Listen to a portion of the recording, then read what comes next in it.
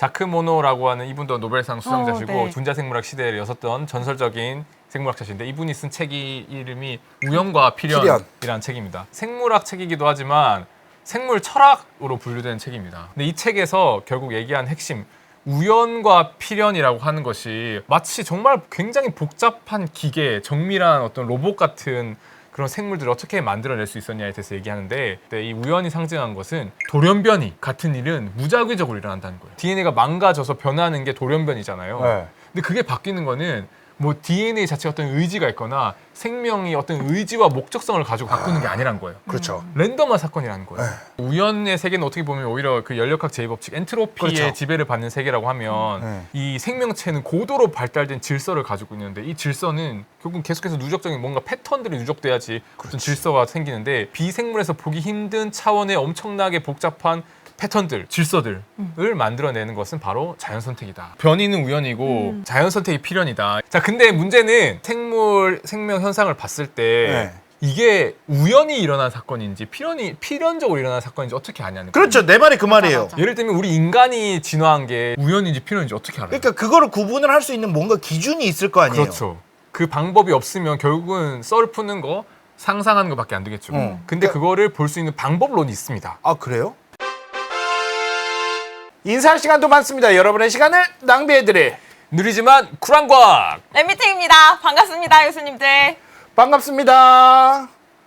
이대한 교수님이시고요. 네. 아시죠? 네, 모르는 사람이 어디 있어 이제. 오늘 저희 진화생물학 이보디보 시리즈 두 번째 시간을 진행할 텐데 지난 시간에 이제 제가 뭘 하려고 하는지 진화란 도대체 뭘까? 그쵸. 진화하면 우리가 떠오르는 다윈 할아버지가 있는데 과연 다윈 할아버지의 진화론이 완벽한 이론일까? 잘 들여다보면 아주 중요한 빈 구멍이 있다. 뭐 이런 이야기들을 하면서 이제 그거에 대한 이야기를 재밌게 풀어나갈 아주 중요한 사례 연구로 가시고기 이야기를 했습니다. 그렇죠. 맞아요. 간단하게 복습을 하고 오늘 새로운 내용을 넘어가도록 하겠습니다. 다윈의 진화론에서 어떻게 보면 블랙박스라고 할 수 있는 풀리지 않는 미스테리 같은 게 뭐냐면 다윈의 저 책의 부제에도 나와 있는데요. 다윈의 진화론을 한 단어로 요약하면 적자 생존이에요. 그렇죠. 근데 이 적자가 생존하려면 세상에 적자를 포함한 다양한 개체들이 출현해야 되고 네. 그 다양한 개체들 중에 적자가 자연 선택을 받아서 널리 퍼지는 그게 단계별로 성립이 돼야 되는 거죠. 그렇죠. 다윈도 그건 알고 있었어요. 그 어떤 집단 내에서 개체들 사이에 변이가 존재해야 그렇죠. 차이가 존재해야지 그들 중에서 더 적합한 애가 선택을 받을 수 있다. 근데 더 적합한 적자가 어떻게 만들어지고 출현되는지에 대해서는 다윈이 설명할 수가 없었어요. 맞아요.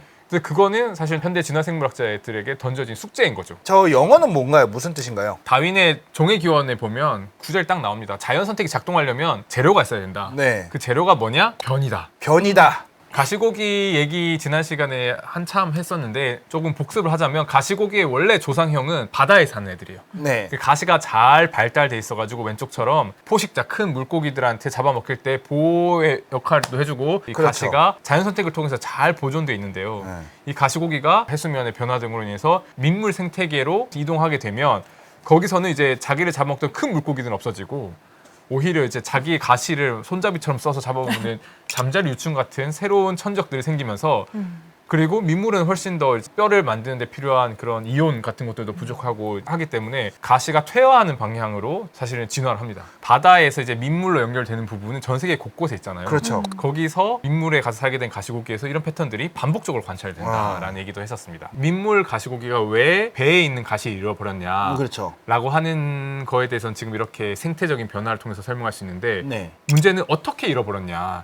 애초에 배에 있는 이 가시가 없어진 애가 어떻게 등장하게 됐냐. 킹슬리라고 하는 연구팀에서 특정한 유전자를 찾았고 네. 이 유전자가 동물들의 뒷다리를 만드는 그 유전자의 그 핵심 스위치 부분이 딱 정교하게 망가져서 다른 부분은 건드리지 않고 딱 가시 부분만 없어진다라고 하는 거를 알아냈죠. 네. 그래서 이제 저기 PDX1이라고 하는 게 그 유전자 이름이었는데 왼쪽에 보면 파란색의 주둥이 쪽에서도 켜지고 배 다리 가시가 부분. 있는 네. 데에서도 이제 켜지는데 주둥이 쪽은 그대로 남아 있고 배 가시를 만들어내는 DNA의 그 스위치가 있는데요. 이걸 인핸서라고 부르는데 저 부분이 우리 인간으로 따지면 골반 부분에 해당해요. 그래서 그 골반을 펠빅이라고 네. 하는데 그 펠빅 스위치, 배의 가시를 만들어내는 그 부분에 돌연변이가 생겨서 가시가 싹 없어진다. 그렇죠.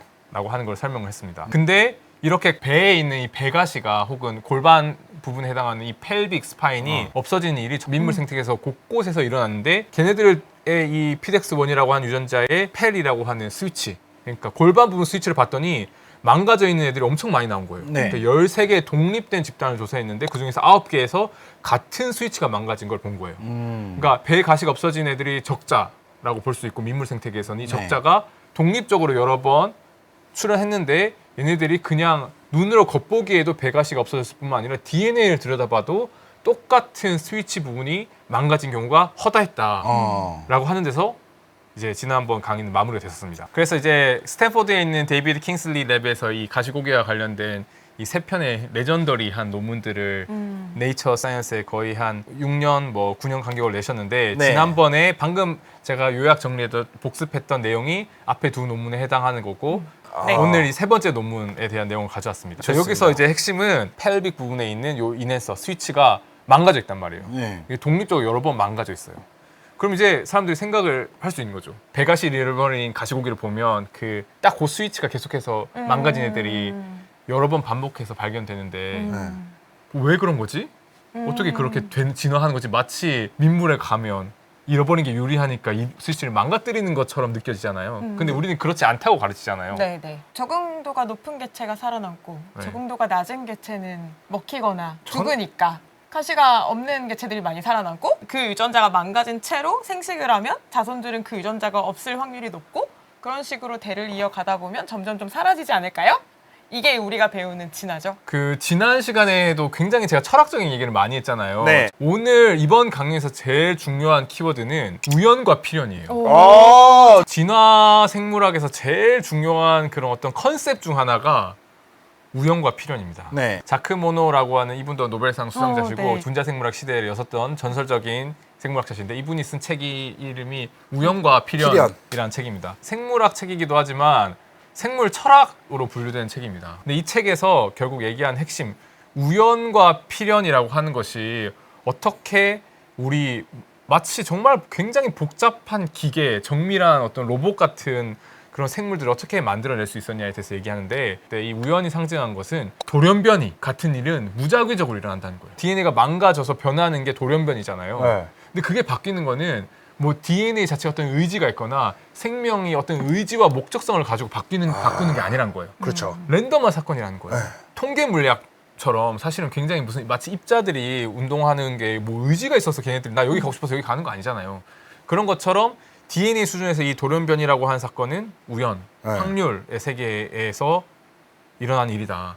근데 그럼에도 불구하고 우연만으로 어떻게 이렇게 복잡하고 정교한 생명체에 마치 어떤 목적성을 지녀서 번식을 하려고 하고 생존을 하려고 하는 이런 생물이 진화할 수 있냐라고 했을 때 결국 필연이 들어야 되거든요. 그렇죠. 그 필연이 뭐냐? 바로 필연이 자연선택이라는 거예요. 아, 생존과 이 번식을 좌우하는 어떤 환경적 압력, 이 환경에서는 이게 유리해라고 하면 이 수많은 변이들 중에서 환경에 적합한 애는 유지되거나 더 퍼지고 환경에 적합하지 않은 변이들은 제거한다는 거죠. 그렇죠. 그러니까 위에서는 우연히 막 랜덤하게 뭔가가 일어나는데 밑에서는 필연이 그거를 어떤 패턴을 만들어주는 거예요. 우연만으로는 패턴이 만들어지지 않거든요. 그렇죠. 우연은 말 그대로 우연적으로 일어나는 일들이니까 네. 그 사건이 계속 유지가 되기 위해서는 필연적인 네. 상황들이 발생을 해야 된다는 거죠. 그렇죠. 우연의 세계는 어떻게 보면 오히려 그 연력학 제2법칙 엔트로피의 그렇죠. 지배를 받는 세계라고 하면 이 생명체는 고도로 발달된 질서를 가지고 있는데 이 질서는 결국 계속해서 누적적인 뭔가 패턴들이 누적돼야지 어떤 질서가 생기는데 비생물에서 보기 힘든 차원의 엄청나게 복잡한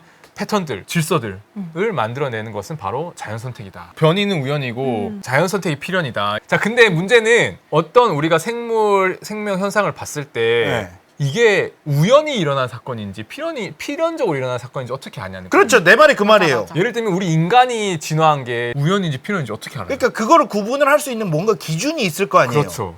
그 방법이 없으면 결국은 썰 푸는 거 상상하는 것밖에 안 되겠죠.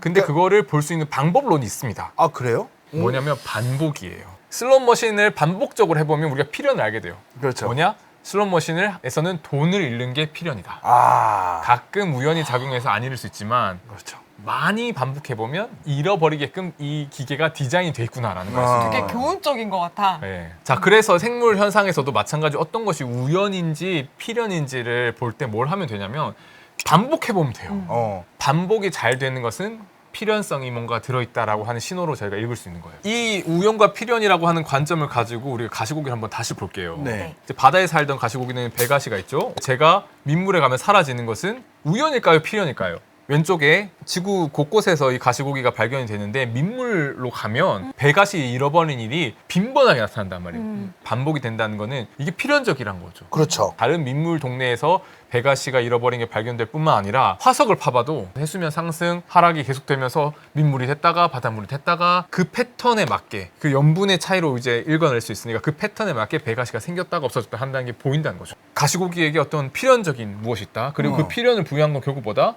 자연 선택이다. 이 자연 선택이라고 하는 것이 민물로 가면 대형 어류 포식자는 없어지고 새로운 포식자가 나타나고 가시 만드는 게 더 힘들어지니까 없어지는 게 필연적으로 좋으니까 그런 일들이 반복해서 일어난다. 그렇지. 이렇게 지금 우연과 필연이라고 하는 우리 틀에서 이걸 다시 볼 수 있어요. 눈에 보이는 세계뿐만 아니라 눈에 보이지 않는 DNA에서도 뭔가 반복되고 있다는 거예요. 드디어 시작이군요. 유전자 수준에서도 핏X1이라고 하는 이 유전자, 배 가시 만드는 그 스위치, 펠이라고 하는 조 스위치가 반복해서 망가진다는 거는 망가지는 것이 어떤 필연적으로 선택된다는 거. 그렇죠. 저 부분만 망가지면 딱 깔끔하게 배가시만 딱 없어져요. 주둥이 부분에 영향을 주지 않아요. 그렇죠. 그 생물학 시간에 배우는 이 우연과 필연적인 쉬운 관점, 보통 통상적인 상식적인 관점에서 보자면 저기 저 스위치를 잃어버리는 게 깔끔하게 배가시만 없앨 수 있어. 네. 다른 데 피해를 주지 않고. 그거는 이제 사실은 자연 선택이 선호하는 표적인 거예요. PDX1이라고 하는 이 유전자의 단백질 서열은 안 바뀌어 있어요. 왜냐면 PDX1 유전자의 단백질 서열이 바뀌어버리면 주둥이도 영향을 주고 다른 부분도 영향을 주기 때문에 걔네들은 도태됐을 거예요. 저기 딱 펠이라고 써있는 부분에 저 스위치가 이제 배 부분의 가시를 쪽 만들게 하는 스위치란 말이에요. 네. 저 부분이 이제 민물에서는 없어져 있는 애들이 많이 발견돼요. 그러면 이렇게 생각할 수 있죠. 아까 우연과 필연의 개념을 생각해보면 저기에서 쟤네 그 펠 스위치가 없어진 거는 우연이고 그런 애들이 살아남은 것은 필연이다. 그럼 다르게 말하면 저기 DNA 부분에서 펠 스위치 부분뿐만 아니라 다른 데도 다 돌연변이가 생겨서 건드려 없어지겠지만 걔네들은 너무 치명적이거나 아무런 도움이 안 돼서 집단에서 퍼지지 않았고 저 부분에 생긴 애들은 자연 선택을 통해서 살아남은 거다 라고 볼 수도 있을 텐데 누군가 이렇게 의심할 수도 있겠죠. 근데 진짜로 펠 인앤서를 곳곳에서 잃어버린 게 정말 그냥 우연일까? 신묘하게 가시고기는 펠 인앤서를 민물에 들어가면 잘 잃어버리게끔 생긴 생물은 아닐까? 과연 돌연변이가 진짜로 랜덤한 현상일까? 와. 정말로 우연의 지배를 받는 현상일까? 필연적인 요소는 정말 단 한 톨도 없을까? 라고 하는 것이 오늘의 아주 심오한 주제입니다. 좋습니다. 이제 본격적으로 오늘의 핵심 그 2019년 사이언스에 발표된 논문에 대해서 얘기할 텐데 여기에 그 중요한 결국 근본적인 질문이 얘네들을 선택하는 건 필연적인 건데 돌연변이 자체도 100% 우연일까? 과연 지금 이 가시고기 이야기를 할 때 결국 우연적인 요소와 필연적인 요소를 얘기하면서 필연적인 요소를 설명했고 우연적인 요소는 돌연변이라고 했는데 과연 정말 돌연변이에는 필연적인 요소가 없을까? 달리 말하면 자연 선택만이 오로지 필연의 근원일까? 한 발 더 나가보자면 혹시 돌연변이 자체가 필연적으로 발생하는 건 아닐까? 이거는 약간 도전적인데요. 굉장히 도전적이죠. 어. 네. 이 대담한 질문에 대해서 이 논문의 가설은 DNA라고 다 똑같은 DNA가 아니다. 네. 논문의 딱 제목에 DNA fragility라고 하는 네. 두 단어로 시작해요. fragile은 얼마나 잘 깨지냐 네. 이거잖아요. 이 유리라고 하는 게 어떤 유리는 잘 깨지고 안 깨지는 유리가 있는 것처럼 배가시가 없어진 게 DNA가 결국 깨져서 일부가 없어졌기 때문에 생긴 거잖아요. 네. 그 인앤서가 스위치가 망가진 거잖아요. 그런 것처럼 어쩌면 펠 인앤서가 잘 삭제되는 이유는 걔가 혹시 더 잘 깨져서 그런 게 아닐까? 약해. 실제로 이거를 테스트를 합니다. 펠 인앤서가 잘 깨지는지 안 깨지는지를 테스트를 하는데요. 이걸 가시고기로 하려면 너무 빡세요. 그래서 이런 거 할 때는 단순한 생물을 씁니다. 효모 인공 염색체라고 인위적으로 만든 DNA가 있어요. 요거를 넣어서 우리가 이제 실험을 통해서 쉽게 조작을 할 수가 있어요. 제일 위에 있는 이 인공 염색체 구조를 보시면 뭐 조금 복잡하게 되어 있는 것처럼 보이지만 왼쪽에 까만색 원이 중심 부분에 해당하고 오른쪽에 텔로미어라고 부르는 부분이 이 인공 염색체의 말단에 해당해요. 그래서 여기 사이에다가 이 실험에 유용한 유전자들을 끼워 넣어놨고요. 네. 테스트 리전이라고 적혀 있는 부분이 이 말하자면 펠 인앤서를 넣어서 잘 깨진지 안 깨진지 실험을 하는 부분이에요. 저기 제일 오른쪽에 텔로미어 말단 부분의 안쪽에 보면 URA 3라고 그러니까 DNA 서열이 얼마나 잘 깨지는지 안 깨지는지 보려고 하는 부분이 있잖아요. 네. 저 부분이 만약 깨졌다. 그러면 오른쪽에 있는 부분이 떨어져 나가겠죠. 그렇죠. 깨졌으니까 왼쪽 부분이 가운데 본체예요. 네. 오른쪽이 말단이에요. 네. 그럼 깨지고 나면 저기 URA3라고 하는 애 유전자를 잃어버리는 거예요. 그렇죠. 그리고 그 가운데 보면 시드라고 하는 부분이 돼 있는데 시드가 이제 씨앗인데 뭐에 대한 씨앗이냐면 새로운 텔로미어, 새로운 말단을 만들 수 있는 씨앗이에요. 그래서 저 부분이 깨지면 URA3라고 하는 유전자는 잃어버리고 새로운 텔로미어를 만듭니다. 그렇죠. 그럼 그렇게 깨짐이 일어난 효모는 더 이상 저 URA3라고 하는 게 없어요. URA3의 유무에 따라서 유무를 쉽게 판단할 수가 있거든요. 오. 특정한 배지에서 키우면 URA3가 있으면 자라고 없으면 안 자라고 하는 방법을 볼 수도 있고 아니면 반대로 FOA라고 하는 물질을 넣어주면 네. URA3라고 하는 효소가 쟤를 5FU라고 하는 애로 바꿔줘요. 근데 쟤로 바뀌면 독이 돼요. 오. 그래서 URA3를 가지고 있는 애는 다 죽어요. 근데 반대로 지금 테스트 리전이 깨져서 URA3를 잃어버리면 독을 네. 못 만들게 되잖아요. 사는지 죽는지를 가지고 DNA가 깨졌는지 안 깨졌는지를 쉽게 판단할 수 있는 거예요. 죽느냐 사느냐. 네. 이게 DNA가 깨졌는지 안 깨졌는지 우리 눈으로 볼 수가 없으니까 표현형, 효모가 자라는지 안 자라는지 가지고 쉽게 판단할 수 있는 요 실험을 디자인한 거예요. 이런 걸 하기엔 정말 효모가 최고죠. 오른쪽에 보여주면 여기서 실제로 보여줍니다. 뭘 보여주냐? 이 테스트 리전에다가 일반적인 그냥 컨트롤, 대조군 서열이 아니라 그 가시고기에 들어있는 펠 스위치를 넣어주면 그 Y축이 브레이크 펄 디비전이에요. 얼마나 잘 깨지냐예요. 네. 로그 스케일로 깨져 있어요. 와. 어마어마하게 100 거의 배. 뭐 수십 배 네. 정도는 더 잘 깨진다는 거예요. 음. 그러니까 화학적으로는 기본은 똑같은데 깨짐의 정도가 달라진다는 거예요. 그러니까 DNA를 어떻게 제조하냐에 따라서 방탄 유리도 될 수 있고 일반적인 뭐 유리도 될 수 있고 강화 유리도 될 수 있다는 거예요. 근데 자 민물에서 가시가 사라진 가시고기들 펠 인해서 망가져 있다고 했잖아요. 네. 그 인해서를 가져왔어요. 그래서 조금 망가졌기 때문에 길이가 짧아요. 네. 파란색 인해서는 걔를 넣으면 잘 안 부서져요. 오. 컨트롤이랑 똑같이 나오죠. 네. 그러네요. 아래쪽에 있죠. 네. 이렇게까지 결과가 명확하게 갈리네요. 이미 깨진 애는 잘 안 깨져요. 자, 그러면 이제 궁금해지죠. 바다에 가시고기의 펠 인해서 부분에는 뭐가 들어있길래 수십 배나 더 잘 깨지고 그러니까. 그 민물에 간 애들은 왜 얘네들은 잘 안 깨지지? 그렇죠. 도대체 무슨 서열이 들어있길래 얘네들이 이렇게 깨짐의 취약성 정도가 다를까? 그러니까요. 특이한 서열들이 이게 뭐예요? 보입니다. 자, 지금 보여주는 거는 제일 위쪽에 있는 까만 거는 이제 표준 서열. 저게 정상적인 펠이라고 네. 하는 게 이제 바다에 있는 가시고기들, 배가시가 있는 애들은 저 스위치를 정상적으로 그대로 가지고 있어요. 네.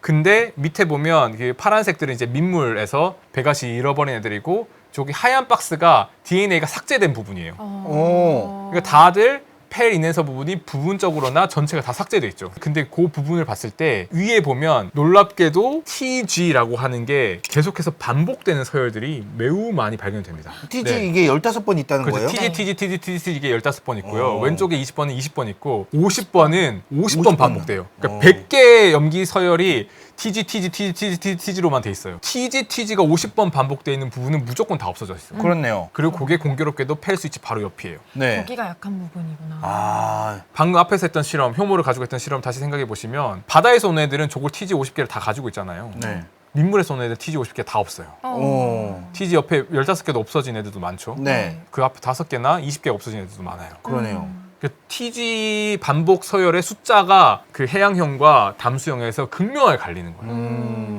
근데 저게 그러면 무슨 관련이 있을까? TG가 반복되면 왜 더 잘 깨지지? 왜 더 잘 삭제가 되지? 20세기 생물학사에서 제일 중요한 사진 한 장 딱 꼽으라고 하면 딱 저는 저 사진이라고 생각합니다. 네. 저 동의합니다. 네. 근데 저 DNA 구조가 유일한 DNA 구조가 아니에요. DNA 하면 그냥 왓슨과 크릭의 저 구조를 생각을 해요. 왓슨과 크릭의 저 구조라고 하는 거는 무슨 구조를 말하는 거예요? 왓슨과 크릭이 논문에 발표한 저 정 DNA 구조를 네. 왓슨의 DNA 뭐 이렇게 부르기도 하고요. 네. 저걸로 보통 생각을 하죠. 자, 1979년 12월 13일에 네이처지에 왼손잡이 DNA라는 논문이 발표가 됩니다. 오른쪽에 있는 박스 안으로 들어있는 게 우리가 친숙한 오른손잡이 방향으로 흔들림 없이 이렇게 가는 것처럼 돼 있는 구조가 오른쪽 우리가 알고 있는 구조인데 왼손잡이 DNA 구조가 발견이 된 거예요. 우리가 우리가 알고 있는 그 왓슨 크릭의 DNA는 BDNA라고 하고요. 왼손잡이 DNA는 ZDNA라고 하는데 보시면 지그재그라고 하는 별칭 때문에 ZDNA라고 불러요. 저희는 왜 지그재그예요? 보시면 오른쪽에 보면 예쁘게 나선이 이렇게 올라가잖아요. 네. 백본이라고 하는 네. 등뼈가 예쁘게 올라가는데 왼손잡이 DNA는 등뼈가 지그재그로 돼 있어요. 왜 그래요? 그 구조 자체가 저게 안정된 구조가 저런 구조예요. 제일 가운데 있는 게 우리가 일반적으로 친숙한 DNA 구조, 왓슨과 크릭의 BDNA 구조고 오른쪽에 ADNA라고 한 건 조금 컴팩트하게 좀 응축한 구조고요. 근데 ADNA, BDNA 둘 다 오른손 방향 나선이에요. ZDNA는 왼쪽 방향 나선이에요. 그리고 뭐 예를 들면 한 바퀴 돌 때의 그 사이에 들어간 염기 서열의 숫자 같은 것도 좀 달라요. 풀려 있는 것 같은 느낌이 있죠. ZDNA가. 네. 근데 여기서 이 얘기를 왜 하냐? 갑자기 왼손잡이, 오른손잡이 얘기를 왜 하냐? 왼손잡이 DNA를 만드는 요소 중에 잘 알려진 게 TG 같은 반복 서열이에요. 오. 피리미딘이라 불리는 애랑 퓨린이라고 불리는 애가 있어요. 유클레오타이드 구조를 보면 고리가 하나로 되어 있는 게 있고 두 개로 되어 있는 게 있습니다. 네. 고리가 두 개로 되어 있는 게 퓨린이고 고리가 하나로 되어 있는 게 피리미딘 계열인데 보통은 이 우리가 상보적인 결합을 할 때 A는 항상 T랑 결합하고 C는 항상 G랑 결합해 이걸 마치 공식처럼 외우잖아요. 근데 이게 그냥 그냥 막 외워서 되는 게 아니라 사실은 구조를 보니까 위에서 내려다본 구조를 볼 때 그 폭이 항상 일정하게 나온다는 거예요. DNA 구조를 봤더니 왓슨과 크릭이 봤을 때 네. 그럼 이렇게 항상 일정하게 나오려면 염기가 어떻게 결합이 되어야 될까를 생각해 보면 고리가 2개짜리랑 하나짜리가 결합을 하면 3개가 되죠. 근데 고리가 2개짜리랑 2개짜리랑 결합하면 4개가 되고요. 그러니까 만약에 AT, GC 중에 퓨린하고 피리미딘이 2개씩, 2종류가 있는데 그러면 퓨린하고 피리미딘이 결합해야지만 2개, 1개로 일정하게 3개씩으로 맞아 떨어지잖아요. 네. 근데 만약에 퓨린하고 퓨린으로 결합을 하게 되면 고리 2개, 2개니까 4개, 어디는 4개가 되고 피리미딘 결합이 되면 어디는 2개가 돼버려요. 아, 그 폭이 달라지는구나. 그렇죠. 그러면은 들쭉날쭉한 4개 폭, 2개 폭, 4개, 4개, 2개, 2개 이렇게 들쭉날쭉한 이상한 모양이 되죠. 네. 근데 이제 우리는 그렇지 않고 왓슨과 크릭이 발견한 DNA 구조는 항상 2개 하나 혹은 하나 2개로 3개, 3개, 3개, 3개 일정하게 떨어지는 폭을 가지고 있구나. 요걸 이제 밝혀냈던 거죠. 자, 한쪽에 피리미딘이면 퓨린이 와야 되는 거잖아요. 네. 근데 그거는 서로 상보적인 염기들끼리 그렇게 하는 거예요. 네. 한 축에 같이 쭉 늘어져 있는 애들은 굳이 퓨린 옆에 피리미딘이 올 필요가 없어요. 서로 다른 종류의 염기가 이렇게 계속 교차해서 나오는 거예요. 네. 그런 경우에 구조적으로 왼손잡이 DNA가 안정화될 수가 되게 좋아요. 그러니까 보통 일반적인 다른 경우들에는 오른손잡이 구조가 안정적인데 이렇게 퓨린과 피리미딘 반복되는 경우에는 왼손잡이 DNA가 안정화될 수 있다고 알려져 있습니다. 원래 DNA는 안정성의 대명사죠. 네. ZDNA 구조를 가지고 있으면 잘 부서지고 그래서 우리가 지금 이 가시고기에서 보는 이 펠 스위치에서 보는 이런 딜리션, DNA가 결실되는 이런 현상이 ZDNA가 있는 부분에서 잘 일어난다 라고 하는 게 이미 알려져 있어요. 그래서 밑에 보시면 제가 논문에서 가져온 그림을 보시면 A 그림은 일반적인 BDNA, 우리가 알고 있는 일반적인 오른손잡이 DNA 구조 보면 저렇게 돼 있는데 저렇게 오른쪽에 보이는 것처럼 반복 서열이 있는 부분에서 ZDNA가 형성이 되면 네. 지그재그가 막 돼 있죠. 네. 그리고 특히 지그재그인 부분이랑 BDNA가 일반적인 깔끔한 DNA가 만나는 부분에서 또 문제들이 일어나요. 뭔가 여기에 돌연변이가 생겨서 수리해야겠다라고 생각할 수도 있어요. 그렇죠. 반복 서열이 늘어나게 되면 그 부분에 있는 DNA가 왼손잡이 DNA를 형성할 수 있는 가능성이 훨씬 높아져요. 네. 근데 왼손잡이 DNA, ZDNA가 되게 되면 얘네가 말하자면 잘 깨지는 DNA가 된다는 거예요. 그렇죠. 그래서 예를 들면 저렇게 퓨린과 피리미딘이 반복해서 나오는 서열에서는 ZDNA가 형성이 될 수 있고 구조가 안정된 BDNA 구조가 아니니까 망가졌다고 인식해서 쟤를 수리하려고 하는데 그런 수리하는 과정에서 잘라내서 일부 서열들이 없어질 수 있다는 거예요. 그럼 저 부분에 우리가 펠 인센서에서 보는 그런 딜리션 같은 것들이 일어나기가 쉽다는 거죠. 자, 이제 다 종합해보자면 펠 부분이 잘 부서진다는 거를 효모 실험을 통해서 찾았고 네. 거기에 뭐가 들어있는지 봤더니 TG가 들어있어. 근데 이 TG가 엄청 많으면 저기가 왼손잡이 DNA가 잘 돼. 네. 그 왼손잡이 DNA가 잘 되면 잘 부서져. 어. 그래서 펠 인센서 부분이 잘 망가지는 게 아닐까? 라고 하는 그럴싸한 합리적인 추론이다. 추론이죠. 너무 좋아. 여태까지는 추론이에요. 지금 네. 아직 증명을 못했어. 좋아. 저기 TG가 50개가 있는데 옆에 예를 들면 ACC가 30개가 있어. 아. 걔네 때문에 그런 건지 아닌지, 정말 저 TG 때문인지 아닌지 어떻게 알아? 그렇죠. 배제를 해야겠다. 내 말이 그 말이에요. 지금 다른 건 안 보여줬잖아. 저 다른 거에 더 중요한 애들이 있는 거 아니야? 그래서 원숭이에서 분리한 세포주, 그 세포주에서 실험을 합니다. 특정한 유전자 옆에다가 41개의 TG를 넣어줬어요. 엄청나게 더 잘 부서진다는 것을 보여준 겁니다. 다시 정리를 해보면요, 우리가 지금 이야기를 왜 어디서부터 시작했냐면 우연과 필연 얘기를 하면서 돌연변이 보통 우연, 그냥 우리 마치 도박하는 것처럼 그냥 확률 게임이다. DNA가 어디든지 망가질 수 있는데 망가진 것 중에서 환경에 적합한 애들이 살아남는 거다라고 설명했는데 진짜 우연일까? 그러니까. 진짜 우연이 아니란 거죠. 완전한 우연은 아니라는 거죠. 어떠한 DNA가 어떠한 염기 서열을 가지고 있느냐에 따라서 변이의 발생 확률이 달라진다는 거예요. 여기서 멈추지 않고 더 깊게 이제 진짜로 심해로 들어갑니다. 정리를 하자면 돌연변이 또한 우연과 필연의 학작품이다. 돌연변이가 생길지 안 생길지, 그 TG가 있더라도 모든 가시고기들이 다 잃어버리는 게 아니에요, 이 뇌서를. 그런 확률 자체가 이 DNA 구조, DNA 서열 같은 거에 따라서 필연적으로 달라질 수 있다. 라고 하는 이제 더 어떻게 보면 좀 심오한 관점을 우리가 가질 수가 있는 거예요. 근데 의심을 해야죠. 네. 저기에 왜 좋아. TG가 저렇게 많지? 마치 민물에 가서 잘 적응할 수 있도록 설계된 것처럼. 설계된 것처럼. 저기에 왜 하필 딱 페리넨서 옆에 TG가 50개가 딱 박혀 있어가지고 민물에 들어가면 엄청 빠르게 가시를 잃어버릴 수 있냐고. 기묘한 우연일까? 이 질문은 아직 가시고기로는 답변을 못했어요. 왜냐면 지금 이미 2019년에 굉장히 최신 논문까지 왔잖아요. 네. 저거는 더 심오한 질문이죠. 산이 왜 거기 있냐라고 묻는 거랑 비슷한 거잖아요. 여기서 다시 나와야 돼요. 진화 잠재성, evolvability. 진화 잠재성이라고 하는 것은 특정한 생물 집단 혹은 계통이 유전되고 네. 환경에 적합한 적자가 되는데 도움이 되는 그러한 변이를 만들어낼 수 있는 능력. 네네. 민물에서 더 적합한 배가시를 잃어버린 변이를 생성할 수 있는 능력, 그 잠재력을 가지고 있잖아요. 이 진화 잠재성의 정체를 밝힌 거예요. 폐리넨서에 TG가 엄청나게 많이 들어있고 그것 때문에 왼손잡이 DNA가 잘 생겨서 배가시 스위치가 잘 없어지고 그래서 배가시를 잘 잃어버린다. 진화 잠재성이라고 하는 저 추상적인 개념에 분자적인 원리를 보여준 거예요.